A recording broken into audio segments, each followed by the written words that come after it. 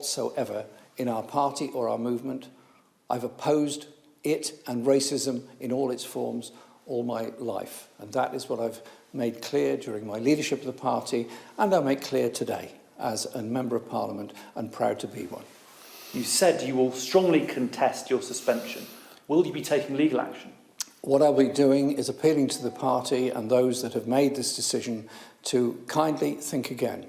All I've done is pointed out that this terrible issue of anti-Semitism does exist, and anyone that has anti-Semitic views has no place in the Labour movement or the Labour Party, and we have to deal with it. That is why I set up a process to deal with it. All I pointed out was there was a public perception of a third of Labour Party members under suspicion of anti-Semitism. The reality is very different. It was 0.03%.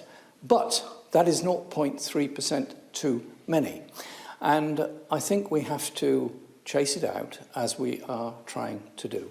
That is important, because I want to make clear to all communities, the Jewish community in particular, you are very welcome in the Labour Party. It is your party. It is the party that has always fought against racism, and it is unacceptable that you should be treated in any bad way whatsoever. Labour say you've been suspended in light of your comments made today and your failure to retract them.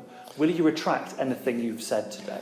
I've explained what I said. I've explained what I meant by it. I am not diminishing or minimising the issue of anti-Semitism. It is serious, it is real, it does exist. And indeed, I've said very bluntly to a number of people over the past few years who've said to me, well, it doesn't exist. I said it does exist, and it's got to be dealt with, and I am determined to make sure it is dealt with.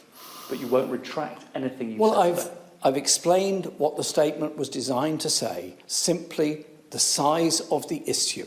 But one anti-Semite is one anti-Semite too many. And I've made that clear to everyone in the party. And indeed, I welcome what Keir Starmer said about carrying out the proposals of the HRC about investigation process for the future, which is indeed a development of the process that I instituted in the first place. Do you think there has been any political interference in the decision to suspend you?